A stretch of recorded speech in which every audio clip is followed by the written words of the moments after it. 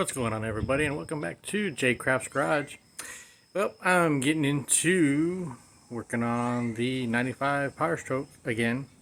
This time we got something under the hood that needs attention. Let's find out what all's going on under the hood and see how we are going to fix this current situation.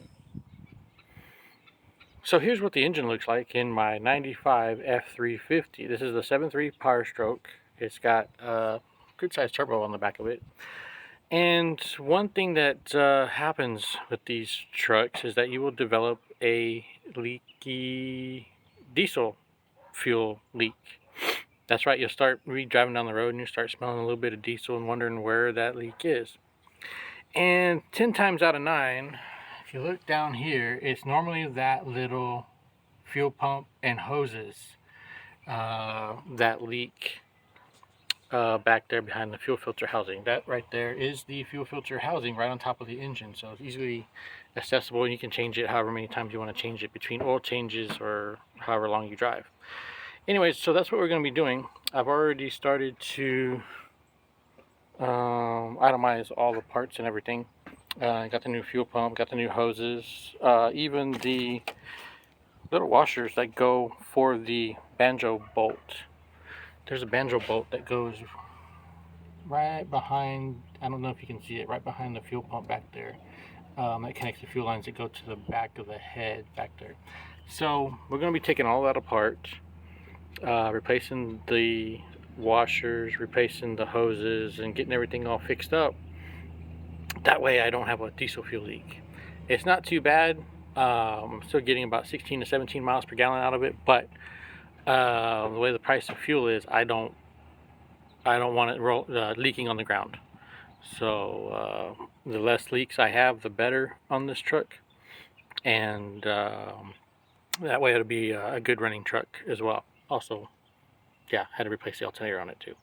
Okay, let's get into it, and I'll show you how all this comes apart.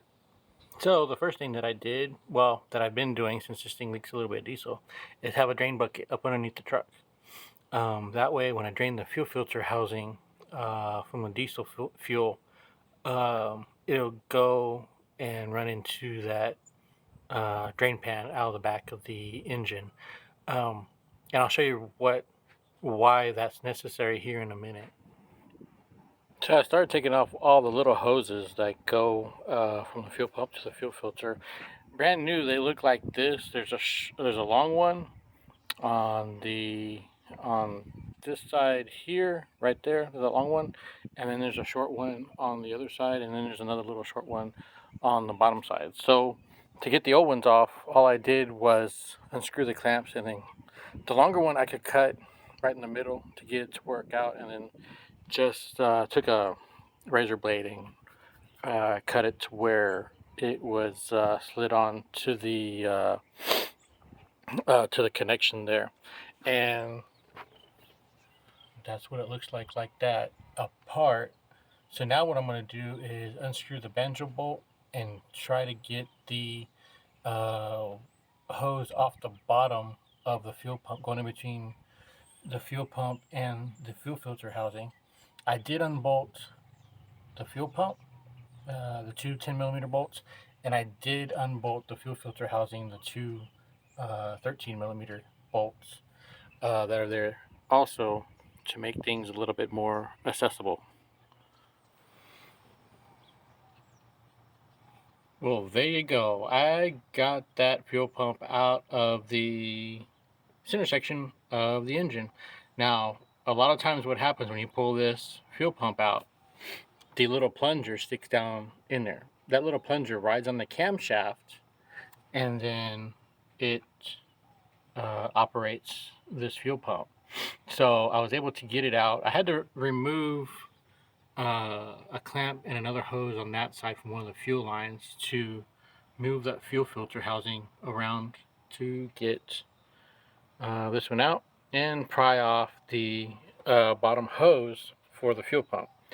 So the next step that I did after that, I don't know if y'all can see it, I put a rag down there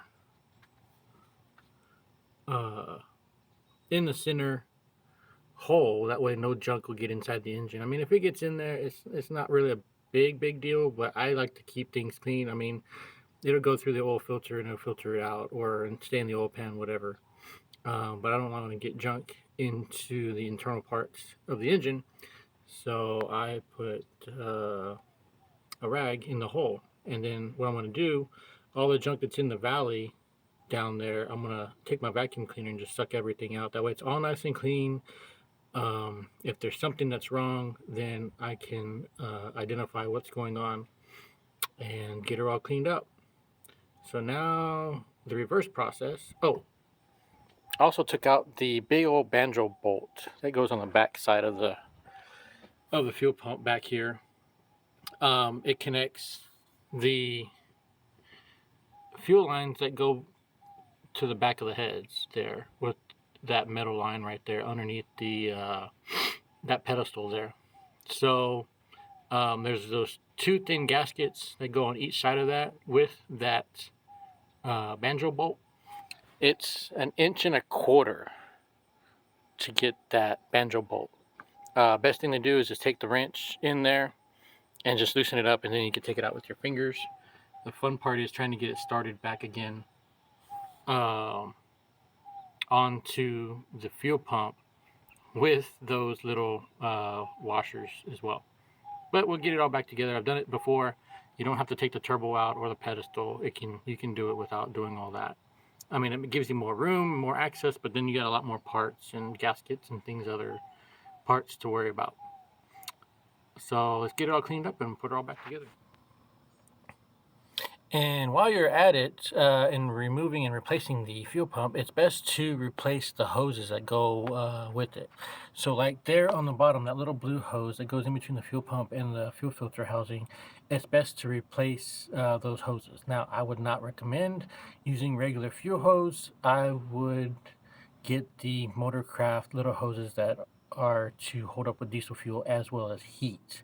They're blue in color on the ones going from the fuel pump to the lines and to the connections for the fuel filter housing. And there's also one little hose right here that comes from the side of the from the metal line coming from the side of the engine up to the fuel filter housing. That's a little black hose there. I would recommend replacing that too, because you got to disconnect that in order to move the fuel filter housing. So we're replacing all the little hoses first. The easy ones are the ones to replace now that are easier, and then when you go back together, then the upper ones we're going to put back together when we put the fuel pump in. It all makes sense here in a little bit. So got a few more little things to do, and then we're gonna get the fuel pump installed. Well, there you go. I got the new fuel pump into its location. Now, in order to get them hoses on, it's a little bit of a trick to do so. On the very bottom hose that goes down here, I put it on the fuel filter housing first, and I put the clamps on it and everything, ahead of time. And then I had these two, the one long hose here at the top I had on the top of the fuel pump. So as I'm going together, or as I'm putting it in, I'm putting the fuel filter housing and the fuel pump together as I'm putting it down in the valley. Now, the little hose on this side, I moved it back on that metal line towards the fuel filter housing. Then once I got the pump in there, I just moved it over the fitting for the fuel pump, and just make sure that all of the hose clamps are on the hoses ahead of time, because on that little black one on that side, I forgot to put the hose clamp on it, and it's already all together. But no biggie, I'll unscrew the hose clamp, put it on there, and screw everything together. So now the fun part is putting the banjo bolt and lining all that up in the back by hand with all of the little gaskets that go with it. I'll let you know how it goes. Don't know if you can see it or not, but I got that banjo bolt connected to the fuel pump, I won't tell you the tricks of the trade. Let's just say you got to have a little, somewhat small fingers in order to get that thing lined up. And then once I got lined up, I just took my wrench. The wrench is not going to fit totally square on that bolt. It's going to be off at an angle, but you can get it in there and get that bolt tightened up. So now I'm just tightening up the rest of the clamps and everything and putting all the little loose ends back together. And we're going to fire it up here in just a minute to see how it runs. Well, we got it all back together. I got all of the hoses and everything all tightened up between the fuel pump and the fuel filter housing, and even the tube that goes into the intake manifold from the turbo, got all that back together. Now it's all that's left to do is to fire it up and see how it runs, and hopefully no more leaks for a while. Okay, so I'm getting ready to start up, and this truck does not have an electric fuel pump. That fuel pump that's on top of the engine is the only fuel pump for this truck. So when I turn it on, wait, the start light comes off, comes on, goes off. Let's see what happens.